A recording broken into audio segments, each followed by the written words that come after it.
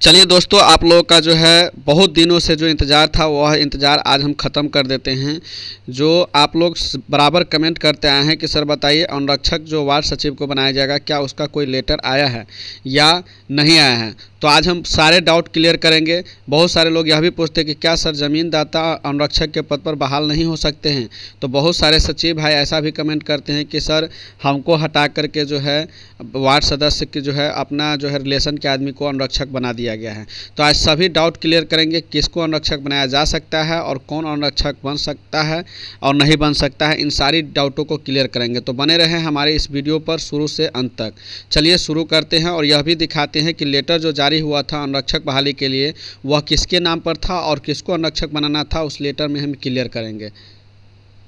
तो फाइनली हम आ गए हैं कि अनुरक्षक बहाली के लिए जो लेटर जारी किया गया है प्रखंड स्तर से, उस लेटर पर देखिए दोस्तों, लेटर जो जारी किया गया था वह जो है प्रखंड स्तर से भी जारी किया गया था और राज्य से यानी कि स्टेट लेवल से भी जारी किया गया था। हम दोनों लेटर के बारे में आज चर्चा करेंगे और इसमें दिखाएंगे, आपको समझाएंगे भी कि किसको अनुरक्षक बनाया जा सकता है और किसको अनुरक्षक नहीं बनाया जा सकता है।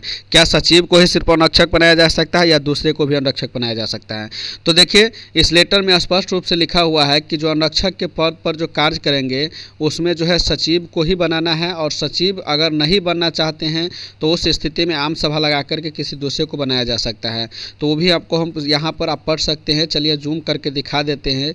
इसमें लिखा हुआ है कि प्रधान, यहाँ से पढ़ सकते हैं, प्रधान सचिव पंचायती राज विभाग बिहार पटना द्वारा निर्देश दिया गया है कि अनुरक्षक के रूप में वार्ड सचिव ही रहेंगे। अगर वार्ड सचिव द्वारा अनुरक्षक का कार्य करने से मना किया जाता है यानी करने पर वार्ड सभा का अनुरक्षण कर चयन किया जा सकता है। जी हाँ, अगर वार्ड सचिव अगर अनुरक्षक का कार्य नहीं करना चाहता है, अगर मना करता है तो उसके जगह पर तब जाकर के आम सभा लगा करके, वैसे ही नहीं अपने मर्जी से वार्ड सदस्य या सचिव या कोई भी किसी दूसरे को अनुरक्षक नहीं बना सकता है। उसके लिए एक आम सभा लगाना होगा। अगर अनुरक्षक मना करते हैं तब, सचिव मना करते हैं तब, और उसके बाद जो है दूसरे को जो है अनुरक्षक के पद पर चयन किया जा सकता है। यह जो है लेटर जो है प्रखंड बाई प्रखंड जो है जारी करना था, जिसमें आप देख सकते हैं यह सीतामढ़ी जिला के सुप्पी प्रखंड के विकास पदाधिकारी ने यानी प्रखंड विकास पदाधिकारी ने यह लेटर जारी किया था कि सुप्पी प्रखंड में जितने भी वार्ड सचिव भाई हैं उनको अनुरक्षक बनाया जाए और अगर वह मना करते हैं, अनुरक्षक नहीं बनना चाहते हैं, तो उस स्थिति में आम सभा लगा करके किसी दूसरे को जो है अनुरक्षक बनाया जा सकता है। तो इससे आपको डाउट क्लियर हो गया होगा कि अनुरक्षक किसको बनाया जाना है।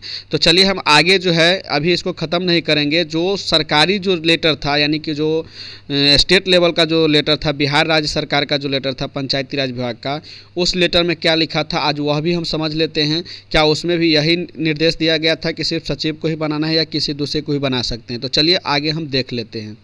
तो फाइनली हम आ गए हैं, यह स्टेट जो है यानी कि जो है पंचायती राज विभाग की जो सरकार है अमृत लाल मीणा जी, उनके द्वारा जो है यह लेटर जारी किया गया था। अगर किसी भी भाई को अगर यह लेटर जो है पीडीएफ चाहिए, अगर पीडीएफ में पढ़ना चाहते हैं तो हम यह पीडीएफ का जो है लिंक अपने इस वीडियो के डिस्क्रिप्शन बॉक्स में दे देंगे। आप वहां से पीडीएफ डाउनलोड कर लीजिएगा। यह 3-4 पेज का पीडीएफ है, उसमें स्पष्ट रूप से पढ़ सकते हैं कि किसको किस पद पर बहाल करना था, वह सारे डिटेल्स इसमें लिखा हुआ है। तभी हमको देखना है कि अनुरक्षक बहाली के लिए जो है राज्य सरकार ने क्या निर्देश दिया था उसके बारे में। तो चलिए हम उसको भी जो है इसमें दिखा देते हैं कि राज्य सरकार की क्या जो है, यहाँ पर आप देख सकते हैं इसके अंदर में पूरा पढ़ सकते हैं कि इसमें निर्देश दिया गया है कि वार्ड सचिव को अनुरक्षक बनाया जा सकता है या वार्ड सचिव के जगह पर किसी दूसरे को भी अनुरक्षक बनाया जा सकता है जब अनुरक्षक जो है वार्ड सचिव नहीं बनना चाहेंगे तब। चलिए हम जूम करके इसको बारी बारी से पढ़ के समझा देते हैं। तो आप देख सकते हैं निर्देश नंबर 1 में यहाँ पर जो निर्देश नियमावली 1 है उसमें आप पढ़ सकते हैं, इसमें दिया हुआ मुख्यमंत्री ग्रामीण पेयजल निश्चय योजना का अनवरत संधारण सबसे महत्वपूर्ण है। पेयजल निश्चय योजना जिन पंचायतों में प्रारंभ हो चुकी है यानी कि शुरू हो चुकी है नल योजना, वहाँ इसे समय से चलाने एवं बंद करने की व्यवस्था होनी चाहिए। पिछली बैठक में इसके बारे में बताया गया था और इसका पत्र भी भेजा गया था। प्रत्येक वार्ड में वार्ड समिति के एक व्यक्ति को अनुरक्षक के रूप में रखना है जो वार्ड समिति का सचिव या अन्य कोई होगा। जी हाँ, यहाँ स्पष्ट रूप से आप पढ़ सकते हैं कि एक व्यक्ति को जो है अनुरक्षक के रूप में यहाँ रखना है। यहाँ पढ़ सकते हैं, यहाँ लिखा हुआ है, थोड़ा हम जूम करके दिखा देते हैं। यहाँ से आप पढ़ सकते हैं कि प्रत्येक वार्ड में, यहाँ लिखा हुआ है प्रत्येक वार्ड में वार्ड समिति एक व्यक्ति को अनुरक्षक के रूप में रखना है। प्रत्येक वार्ड में एक व्यक्ति को अनुरक्षक के रूप में रखना है। उसमें भी लिखा हुआ है कि जो वार्ड समिति का सचिव यानी कि जो वार्ड के जो समिति का जो सचिव है या सचिव को या अन्य कोई हो सकता है, यानी कि कोई ज़रूरी नहीं कि सचिव ही अनुरक्षक बन सकता है, उसमें ज़मींदार भी हो सकता है या वार्ड सदस्य का जो रिलेशन के आदमी है वो भी जो है अनुरक्षक के पद पर हो सकता है। लेकिन वार्ड समिति की इच्छा पर इसका चयन होगा। जी हाँ, वार्ड क्रियान्वयन समिति जो है उसकी इच्छा से इसका चयन होगा। ऐसा नहीं कि अपने मर्जी से वार्ड सदस्य या सचिव कोई अपने मर्जी से जो या मुखिया के द्वारा या ठेकेदार के द्वारा अपने मर्जी से जो है अनुरक्षक के रूप में बहाली कर दिया जाए, ऐसा भी नहीं है। इसके लिए वार्ड क्रियान्वयन समिति के द्वारा आम सभा लगाना है और आम सभा लगा करके ही अनुरक्षक की बहाली करना है। आगे भी यहाँ पढ़ सकते हैं, इस कार्य के लिए जहाँ तक संभव हो सके वार्ड समिति के सचिव का ही चयन किया जाना चाहिए। इसमें स्पष्ट रूप से लिखा हुआ है कि जहाँ तक संभव हो सके वार्ड समिति का जो सचिव है उसी का चयन जो है अनुरक्षक के रूप में किया जाना चाहिए। इसीलिए हम बार बार वीडियो में आपको बता रहे थे कि हर जगह नल जल योजना में जो है वार्ड सचिव को ही अनुरक्षक बनाया जाना है और किसी दूसरे को अनुरक्षक नहीं बनाया जाना है। तो आज इस लेटर से हम स्पष्ट कर दिए हैं कि देखिए, अनुरक्षक के रूप में वार्ड सदस्य को ऊपर से आदेश है कि हर जगह पहले वार्ड सचिव को ही अनुरक्षक के रूप में बनाना चाहिए, यह कोशिश करना है। अगर वार्ड सचिव अगर नहीं बनते हैं, वार्ड सचिव अगर अनुरक्षक नहीं बनना चाहते तब इस स्थिति में दूसरे जगह को बनाने के लिए आम सभा लगा करके अनुरक्षक की बहाली की जानी चाहिए।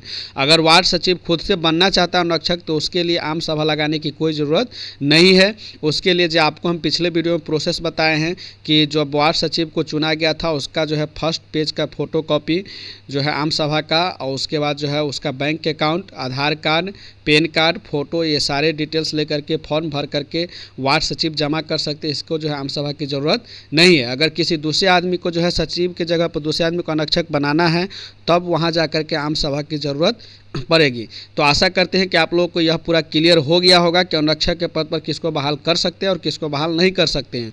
यह सारी उम्मीद जो है वार्ड समिति के यानी कि इच्छा पर आधारित है। अगर वार्ड समिति चाहे तो किसी को भी अनुरक्षक के पद पर बहाल कर सकते हैं बगैर सचिव के अनुमति के बिना। अगर सचिव चाहता है कि हम करें तब किसी दूसरे को वार्ड सदस्य भी अनुरक्षक के पद पर बहाल नहीं कर सकता है। तो चलिए, आपको यह वीडियो अच्छा लगे तो कमेंट कीजिए, लाइक कीजिए, और भी कोई जानकारी चाहिए तो कमेंट भी करें। और अगर कुछ आपको जो है इसका पीडीएफ चाहिए इस लेटर का तो हम पहले ही बता दें, इस वीडियो को डिस्क्रिप्शन बॉक्स में इसका हम पीडीएफ दे देंगे, प्लस अनुरक्षक का जो फॉर्म है उसका भी हम पीडीएफ दे देंगे। तो आप वहां से जा कर के इस लेटर को भी पढ़ सकते हैं और अनुरक्षक वाला फॉर्म को भी डाउनलोड कर सकते हैं। धन्यवाद।